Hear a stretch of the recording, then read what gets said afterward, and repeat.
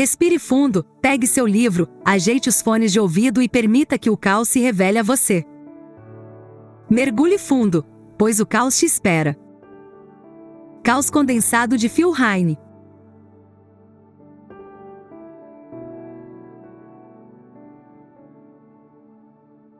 Capítulo 8. Kali na boate. Um bom exemplo de magia prática em ação é o caso de uma amiga que queria aumentar seu poder de atração sobre outras mulheres fazendo um trabalho com uma deusa específica.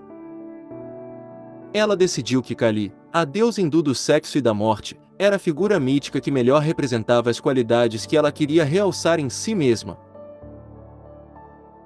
Elaboramos, então, um patchwork no qual minha amiga se fundia a uma imagem modernizada de Kali e entrava com tudo numa boate lésbica, arrastando as correntes e percorrendo o público do bar com um olhar flamejante, naturalmente deixando as pessoas boquiabertas com sua presença e seu poder abrangente. Em certo nível, isso não vai muito além daquilo que adolescentes fazem ao se inspirar em um herói cultural imaginando ser aquela pessoa e ganhando um pouco de seu poder no processo. Todos os deuses e deusas são personificações de atributos físicos e mentais que podemos engendrar em nós mesmos com uma variedade de técnicas coletivamente conhecidas sob o termo invocação, o processo pelo qual nos identificamos com uma figura mítica durante algum tempo a ponto de ganharmos acesso a aptidões e qualidades associadas a essa entidade. A invocação é uma das técnicas mágicas mais amplamente utilizadas, e para obter bons resultados, é preciso ter alguma habilidade com visualização, uso da voz, consciência do uso de posturas e gestos, memória sinestésica, prática em várias rotas de gnose, relaxamento e autoconsciência. É claro que uma forma bastante prática de desenvolver essas habilidades é realizando invocações. Por que invocar? O relato introdutório deve ter evidenciado os benefícios de ampliar a própria confiança e presença identificando-se com uma figura legendária, mítica. Ao usar técnicas invocativas, é possível dar mais proeminência à nossa sombra interior, trazendo-a à plena consciência. Podemos invocar uma entidade sobre a qual sabemos relativamente pouco a fim de compreendermos alguns aspectos de sua natureza e caráter. Outro propósito da invocação é amplificar a própria capacidade de realizar diferentes atos mágicos. Podemos praticar feitiçaria, por exemplo, após invocar uma entidade pertinente que nos faça sentir uma carga de energia e um nível de concentração além do normal. Também é possível obter informações pela invocação de uma divindade que tenha domínio sobre oráculos. A invocação também serve para demonstrar operações de feedback controlado para alterar a percepção da realidade imediata. Ao fazer isso, estamos basicamente usando uma combinação de técnicas para reforçar a crença de que estamos nos tornando alguém ou algo que não nossa percepção mais dominante de nós mesmos. Como isso acontece? A melhor forma de ilustrar esse processo é com um exemplo. Ha-Orkut é uma divindade egípcia, mais especificamente um aspecto de Horus, o deus com cabeça de falcão. Ele tem certa importância dentro do paradigma mágico de Telema, tendo se desenvolvido a partir da obra mágica de Aleister Crowley. Entre outras coisas, é descrito como o deus da força e do silêncio e aparece como um falcão ou um homem com cabeça de falcão. Ha-Orkut costuma ser associado à destreza no combate, pois é um deus guerreiro, mas compreendemos mais profundamente sua natureza quando observamos as qualidades do falcão. Um falcão é um predador poderoso e agressivo, mas de um modo bastante controlado. Ele paira em grandes alturas até identificar sua presa e então desce num rasante para apanhá-la. Ha-Orkut também tem associações solares, e na carta do Elm 25, no baralho de Toto de Crowley Harris, encontramos uma poderosa representação de sua figura. Por isso, ao invocarmos Ha-Orkut, estamos nos identificando com estas qualidades: o poder, a confiança e a presença do Deus, a acuidade sensorial do falcão, e também uma sensação de liberdade e desapego em relação ao objeto, alvo, da nossa vontade. Um primeiro passo nessa direção pode ser realizar um patchworking para se sintonizar com a atmosfera adequada para invocar Ha-Orkut. Patchworking com Ha-Orkut. É aconselhável fazer um exercício de relaxamento antes do paddleboarding. Nossa postura durante a atividade deve ser propícia para relaxar e prestar atenção à narrativa ao mesmo tempo. Para melhores resultados, grave um áudio enquanto lê a descrição do exercício e depois o reproduza. Comece a relaxar e se entregue, deixando-se guiar pela minha voz. Sinta-se flutuando na escuridão, e perceba aos poucos uma leve sensação de que você está balançando. Agora você acaba de se sentar em um barco, com a coluna ereta, as águas azuis do Grande Nilo se estendem à sua frente. O céu acima da sua cabeça é de um azul radiante, e você sente à sua volta o calor dos raios do sol do meio-dia. Uma brisa fresca sopra as velas conforme o barco desce pelas curvas do rio. Na proa está a figura alta de um homem com cabeça de pássaro de bico longo, é o deus Toto, seu guia nesta jornada. Conforme avança, você vê pessoas caminhando pelas margens ladeadas por palmeiras e vê de relance, lá longe, as colunas altas de um templo.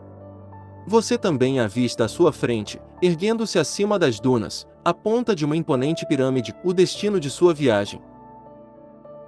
Agora seu barco se aproxima de um pier de madeira, onde vai atracar. Toto gesticula com a mão direita, em silêncio, apontando para a direção que você deve tomar. Você sai do barco e vê adiante o caminho que leva à pirâmide, uma via pavimentada com pedras, vigiada por uma estátua da enigmática esfinge. Você vai devagar até a esfinge e faz uma breve pausa, refletindo sobre os 4 poderes mágicos dela: saber, desejar, ousar e calar. Por um momento, parece que o olhar pétreo da esfinge está testando sua determinação, mas o feitiço se quebra e você pode seguir adiante. Você caminha lentamente, sentindo sob os pés o calor das pedras, até chegar à base da pirâmide. A entrada fica bem no alto, num ponto elevado de uma das faces da pirâmide, um arco amplo no topo de uma escada de mármore. Você sobe os degraus, sentindo nas costas os raios de sol. Agora você chega no arco de entrada e observa a decoração. Há uma imagem de Khepri, o escaravelho que carrega o sol através da escuridão. Há uma cortina roxa com pontos prateados cobrindo a entrada. Você estica as mãos para abri-la e atravessa para o outro lado. Você agora está descendo por um corredor escuro, e o ar aqui é mais fresco. Tudo é silêncio e calma, e sua respiração parece ecoar nas pedras, de modo que você leva os dedos aos lábios, como se pedisse silêncio ao ar que expira. Reafirmando sua determinação, você começa a descer rumo às entranhas da antiga tumba. Embora o corredor seja escuro, você começa a enxergar o caminho adiante, iluminado por uma radiância estranha, com pontos cintilantes, que se reflete levemente ao seu redor. Você consegue sentir sobre si o peso dos séculos conforme avança, de modo que sua percepção do tempo começa a ficar confusa, parece que você está atravessando esse corredor há milênios. E então essa luminosidade revela outro arco à frente. Uma balança pende sobre ele, o símbolo do julgamento. Você para um instante, consciente do destino daqueles que são julgados e condenados. Tomando coragem, você dá um passo e atravessa o arco. Uma pena preta cai a seus pés, e você se abaixa para apanhá-la. Ao se levantar, você repara que está dentro de um templo. O templo tem 4 paredes quadradas, feitas de pedra. O teto acima reluz com o brilho do céu noturno, repleto de estrelas. O chão é composto por um padrão xadrez de azulejos de prata e ouro. No centro, perto de onde você está, há um altar formado por 2 cubos de bronze. Sobre o altar, há uma pequena cruz verde e uma única rosa vermelha. No lado leste do templo, há um trono verde maciço. A atmosfera parece carregada, mas ao mesmo tempo relaxante e reconfortante. O ar enche você com a sensação de poder e alegria. Você permanece ali algum tempo, mergulhando na força daquele que ali reside, o Senhor da Cabeça de Falcão, Ra-Hoor-Khuit.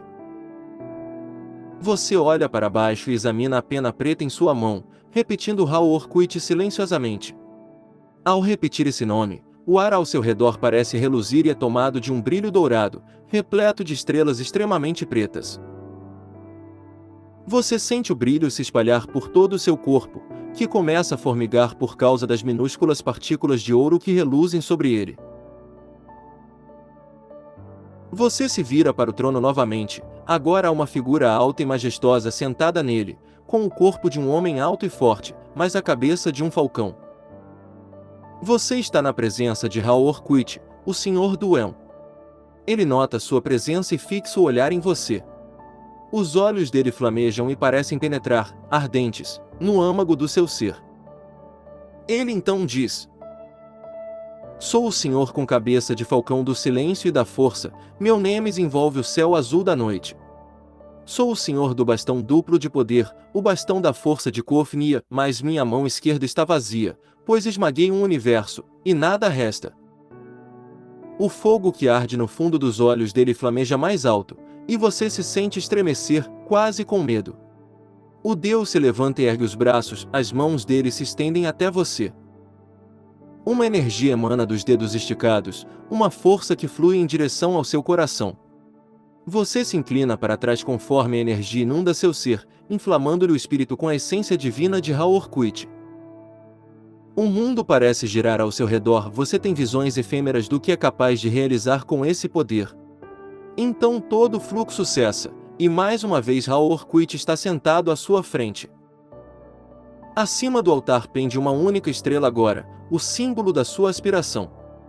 Você leva os dedos aos lábios em reverência e sente o corpo brilhar com uma força silenciosa.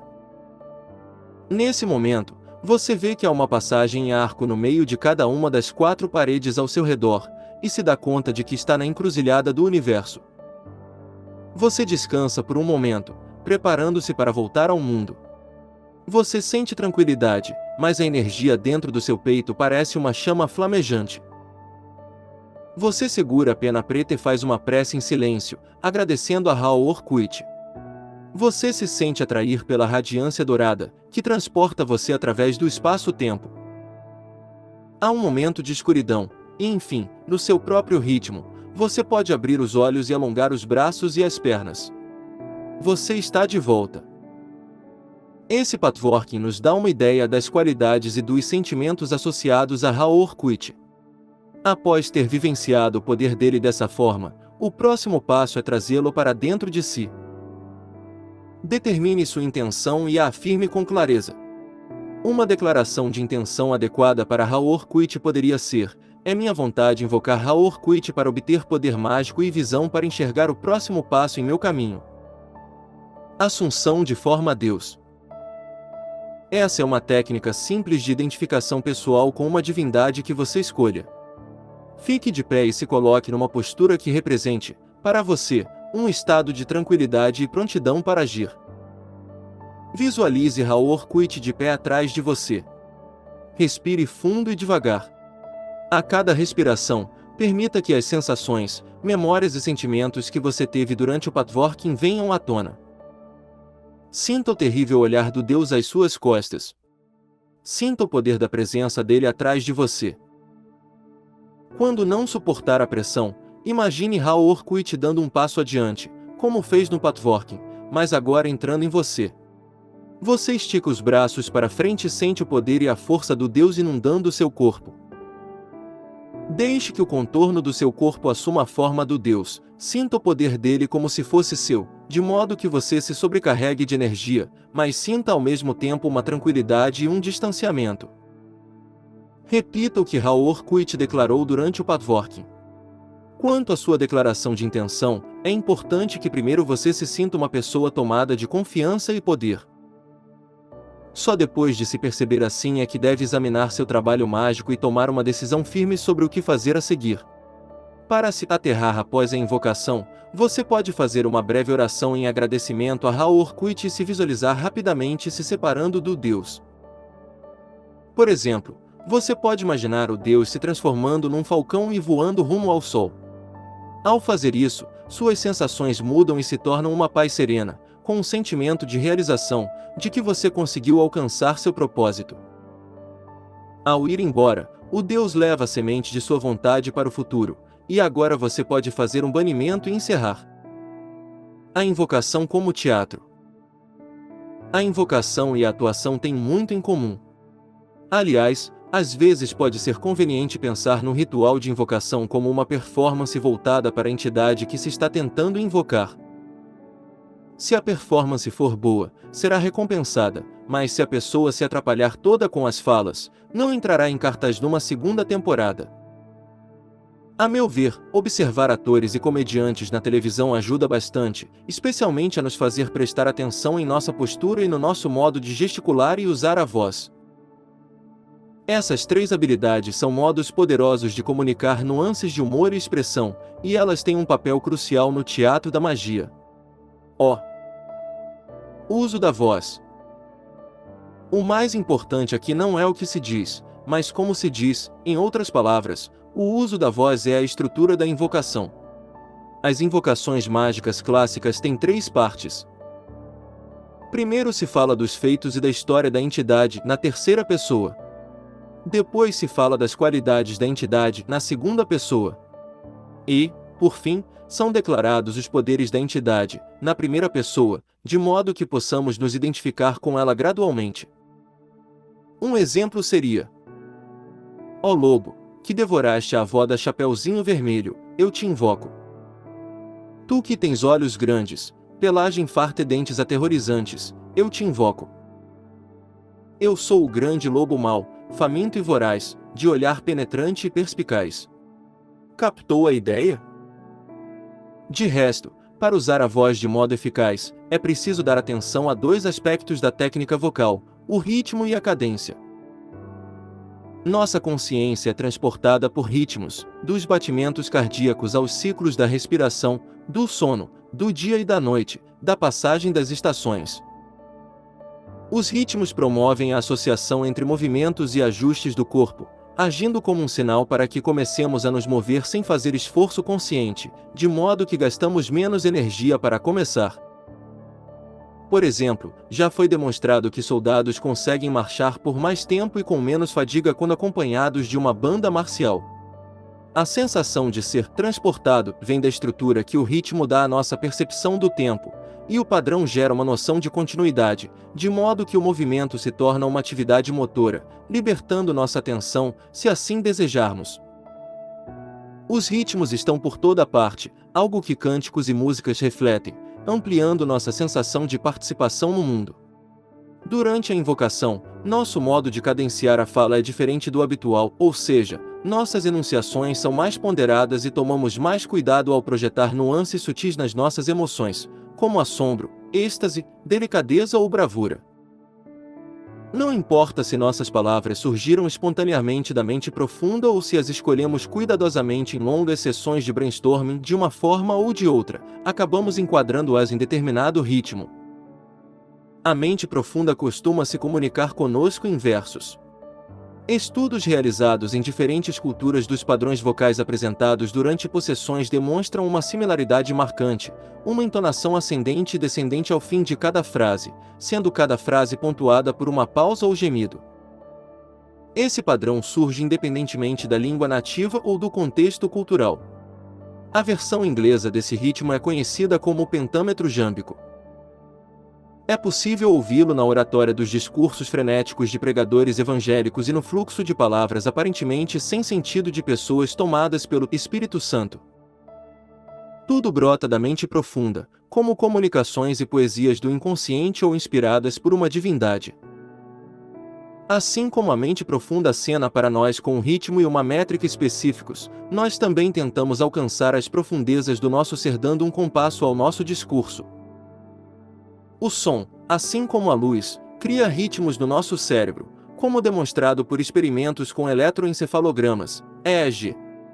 Esses ritmos internos refletem os sons que nos colocam em graus variados de transe, como a leve carícia da lua sobre as marés ou o frenesi estrondoso de Pan.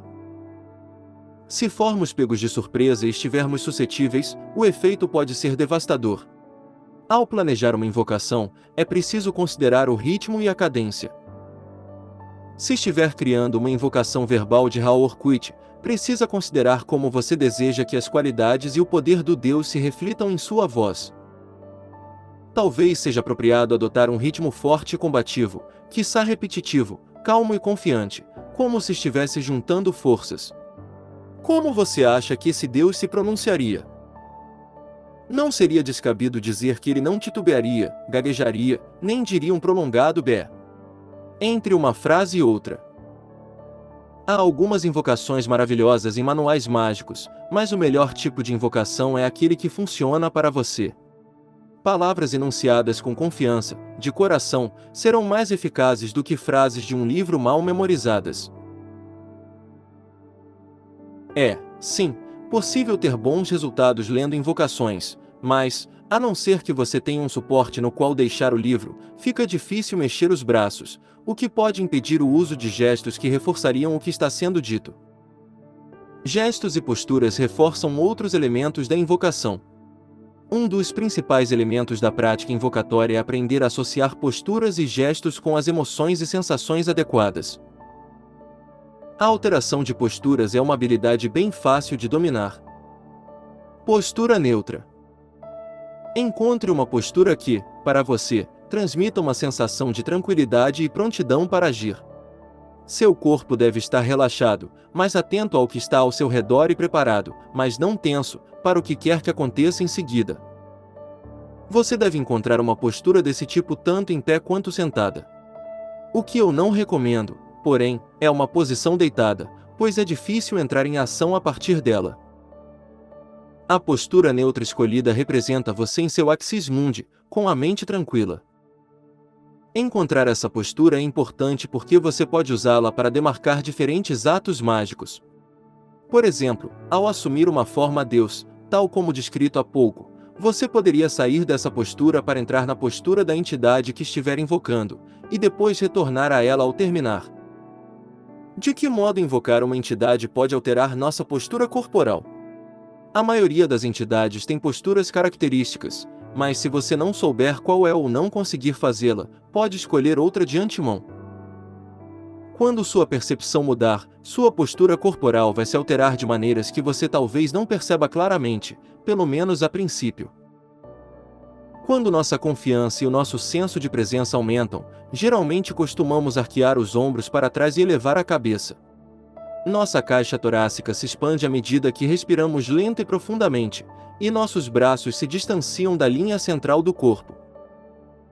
A postura clássica para invocação, por exemplo, é ficar de pé, estender os braços abertos para cima e separar as pernas. Ao fazer isso, estamos levando nosso corpo até o limite de espaço que ele ocupa, tornando-nos vulneráveis.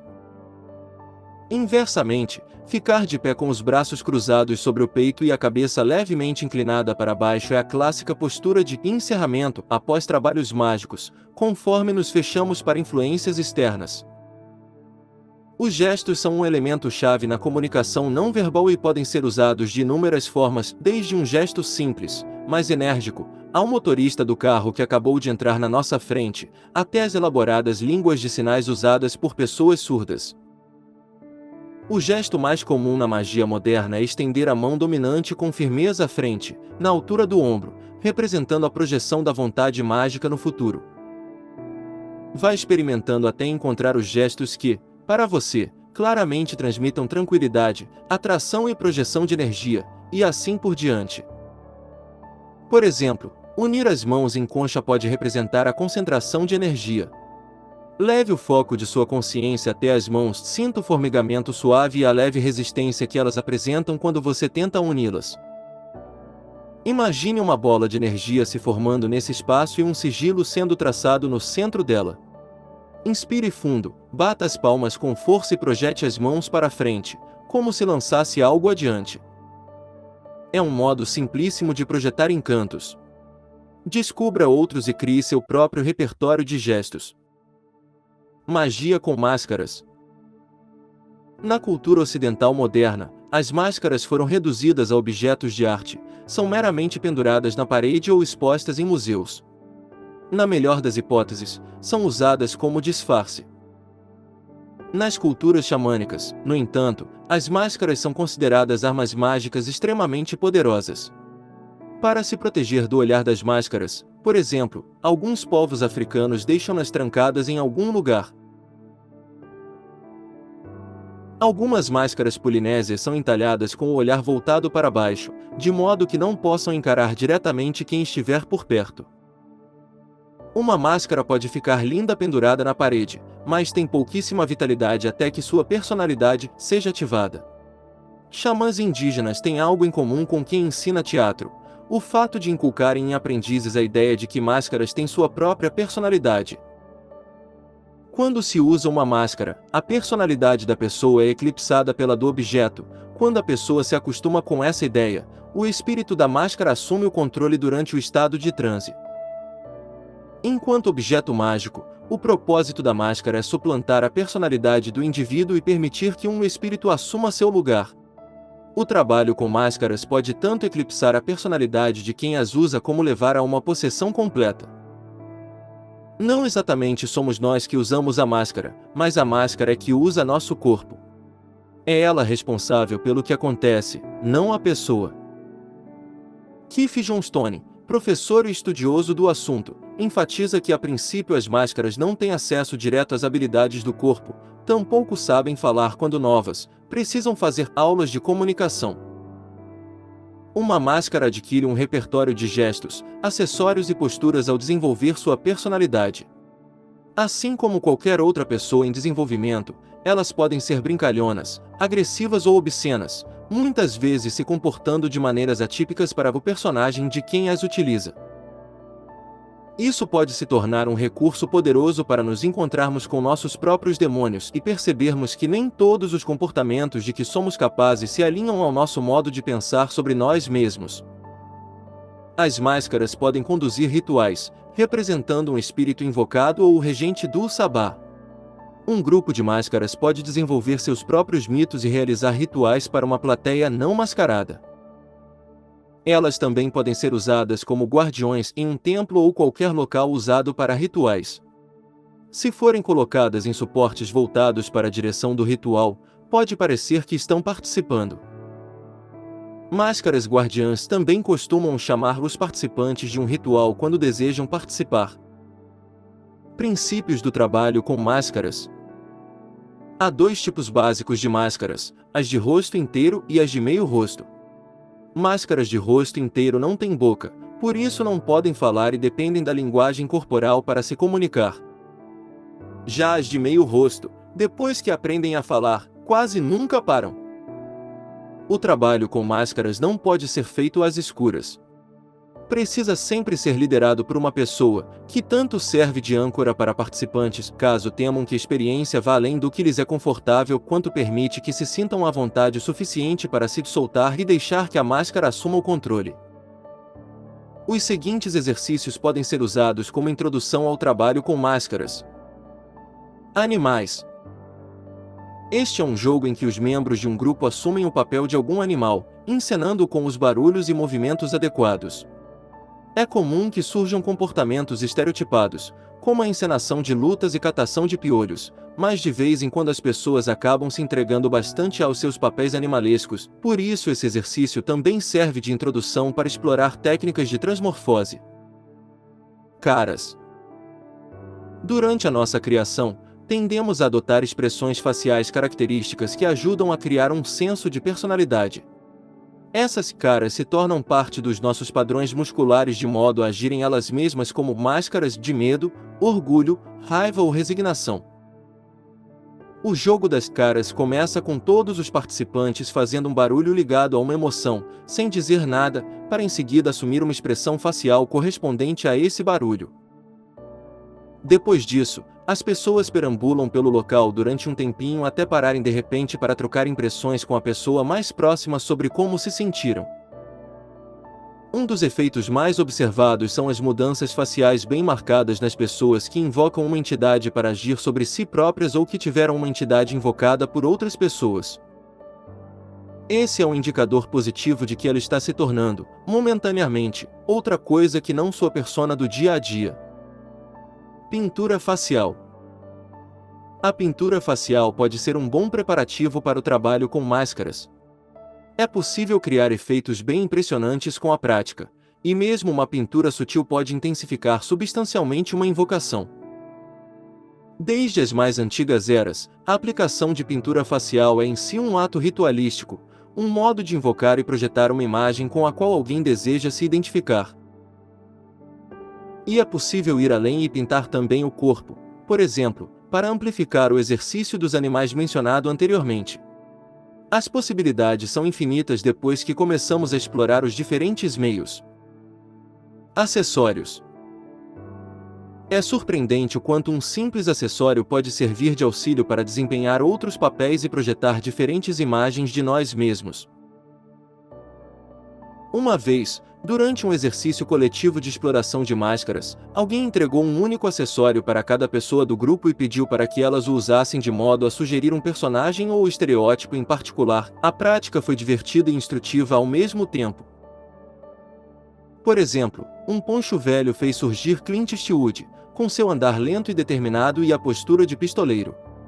Um par de óculos escuros trouxe à tona um personagem descolado do tipo que vemos em qualquer série policial norte-americana. Um sobretudo surrado fez surgir um mendigo que respirava com dificuldade. Esses personagens foram encenados através de alterações na postura corporal, nos movimentos, na voz e nos trejeitos das pessoas. É bem fácil nos transformarmos em outros personagens fazendo isso, e essa habilidade pode ser muito útil na magia. Além de ajudar bastante a superar padrões habituais, esse exercício permite que nos tornemos mais flexíveis para assumir diferentes personalidades, seja quando estamos sós ou em grupo. O segredo do trabalho com máscaras é parar de pensar e deixar que a máscara conduza o processo, em vez de tentar se imaginar no papel sugerido pela aparência da máscara. A personalidade dela pode brotar da mente profunda enquanto a consciência mundana é distraída, o que pode ser feito, por exemplo, produzindo um zumbido alto com a boca para bloquear os pensamentos enquanto vestimos a máscara. Precauções. Se você for mesmo fazer um trabalho com máscaras, faça-o com cuidado. É uma faceta poderosa da experiência dramática e, como tal, deve ser respeitada. Algum tipo de ritual de banimento pode ser útil para encerrar uma sessão em grupo. Trabalho solo. Muito do que escrevi até aqui veio da perspectiva de trabalhos em grupo, mas é possível usar máscaras em rituais e meditações solo. Normalmente o transe provocado pela máscara não é tão intenso quanto o efeito gerado em grupo, mas ainda assim pode ser uma experiência potente. A utilidade mais óbvia das máscaras no trabalho solo é como auxílio para invocar uma força ou entidade em particular. O uso de uma máscara de rosto inteiro, por exemplo, costuma afetar o modo como nos movimentamos. A cabeça precisa ficar levemente inclinada para cima para contrabalancear o peso, o que desvia a atenção do resto do corpo. Além disso, o ato ritual de vestir a máscara como parte do evento pode intensificar a percepção da natureza sagrada da experiência. A máscara se torna um objeto sagrado, trazendo à memória sentimentos, imagens e símbolos associados a um acontecimento ou ritual em particular. A invocação, assim como outras técnicas de magia, funciona construindo redes de associações, e o uso de incenso, óleos e perfumes, comida e bebida, cores e roupas também são dignos de consideração. Aromas. De todos os sentidos, o olfato é provavelmente o menos compreendido e valorizado. Nós nos apoiamos tanto na visão e na audição que o efeito do olfato acaba sendo quase subliminar, em contraste com a maioria das outras espécies de animais. Muitos animais recebem pelo olfato uma quantidade bem maior de informações sobre o ambiente do que pela visão ou pela audição. O olfato tem o poder de evocar associações, memórias, fome, excitação sexual, medo, e o aroma é capaz de trazer tudo isso à percepção consciente de maneira intensa e imediata. Por isso se usa incenso para criar uma atmosfera ritualística. Os estudos sobre as propriedades do olfato aumentaram muito desde a década de 1980. A aromaterapia tem se tornado cada vez mais popular, e a maioria dos hospitais hoje tem kits de coma com aromas sintéticos fortíssimos, que são usados para estimular pacientes que entram em coma profundo após um trauma. Uma das dificuldades de lidar com aromas é a dificuldade de descrevê-los quando não temos o costume de trabalhar com eles. É muito mais fácil se lembrar de uma imagem visual do que de um aroma e, ao recorrer à memória para tentar descrevê-lo, precisamos fazer muitas associações simbólicas. Isso talvez se deva ao fato de que, nos seres humanos, apenas uma pequena região do hipotálamo, a área do cérebro que trata de informações sensoriais, se ocupa dos aromas. As mulheres são mais sensíveis a certos aromas do que os homens. Um exemplo disso é a tendência à sincronização do ciclo menstrual de mulheres que moram juntas, o que parece ser promovido pela secreção de feromônios, mensageiros químicos externos. Oferecer incensos, perfumes e fragrâncias a divindades é uma das formas mais antigas de adoração e invocação. A escolha do tipo mais adequado de incenso ou perfume a ser oferecido é totalmente pessoal, mas ela pode ser feita basicamente de 3 maneiras, considerando 1.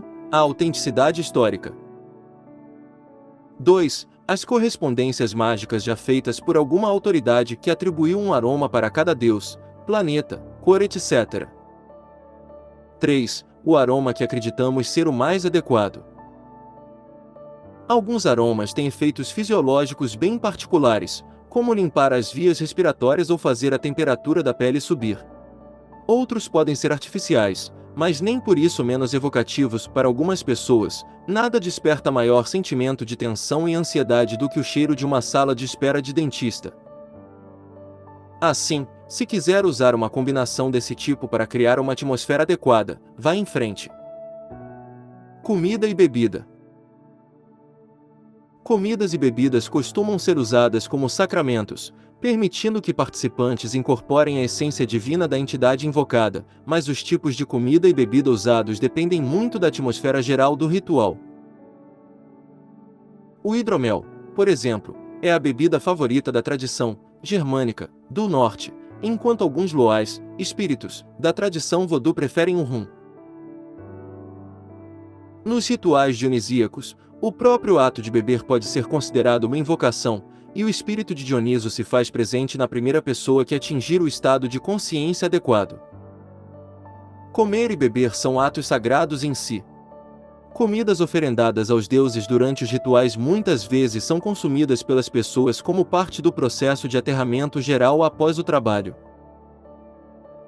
Realizar festas e banquetes depois da parte séria do trabalho mágico é uma forma temporal de encerrar cerimônias. Vestimentas. A túnica, geralmente com capuz, é considerado o uniforme básico de magistas durante seus trabalhos. Ela serve para dissimular a silhueta do corpo e reforça ainda mais a ideia de que, durante a prática mágica, estamos fazendo algo diferente do que fazemos quando estamos com roupas normais. De forma geral, o mais comum entre magistas é fazer trabalhos de túnica ou sem roupa nenhuma, vestidos de céu. A nudez durante trabalhos mágicos tem efeitos peculiares, especialmente em grupos, nos quais as pessoas recém-chegadas podem ficar tímidas por sua aparência física ou desconfiarem, geralmente sem nenhum fundamento, que o ritual terminará com todo mundo na mesma cama. A nudez também altera nossa percepção. A área exposta da pele faz com que a superfície do corpo seja um órgão sensorial mais eficiente, e a nudez geralmente provoca um estado de alerta maior contra possíveis perigos. O uso de figurino. Além dessas abordagens básicas à vestimenta, você também pode se montar para um ritual de invocação.